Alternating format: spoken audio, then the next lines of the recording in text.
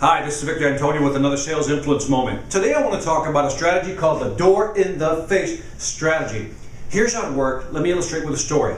So I go to a gas station. The card reader wasn't working, so I have to walk inside the actual gas station to pay.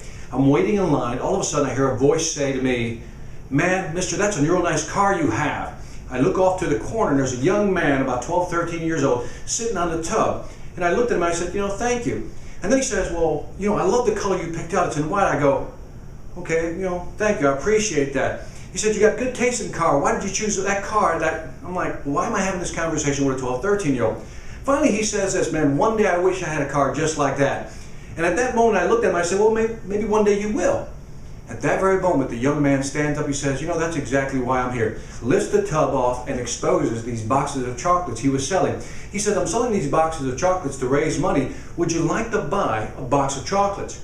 And I looked at him and I said, no, not really. He said, would you at least buy one bar? Well, I wound up buying 2 bars, and it wasn't until I got home that I realized I just got suckered by a 12 or 13-year-old. Because here's what he did. Fascinating. He used the door in the face tactic. See, the first offer he made me was the box of chocolates. Right here, the box. That is called the bogus request. Most people know that you're going to reject the first one, so that's why they offer it. But no sooner than they offer you the bogus request, the box of chocolates, they then offer you what is known as the target request, which is what? A bar of chocolate. In other words, if you ask for something big, most likely the person is going to reject it, so therefore you can retreat to something that they'll probably accept. Now, how can we use this in sales? You ever try to set up a meeting, and maybe you want to say, look, I'd like to meet with your vice president, your CEO, your director, maybe your human resource person, and your managers.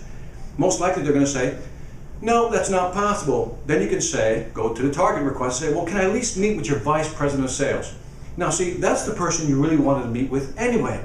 The way the door in the face tactic works is that you ask for a bogus request, something really big, knowing they're going to say no, and you retreat to the target request, knowing that more likely than not, they're going to say yes to the target request. So again, use this in the sales process, especially to set up meetings. This is Victor Antonio with another Sales Influence Moment reminding you, selling ain't hard when you know how. Take care.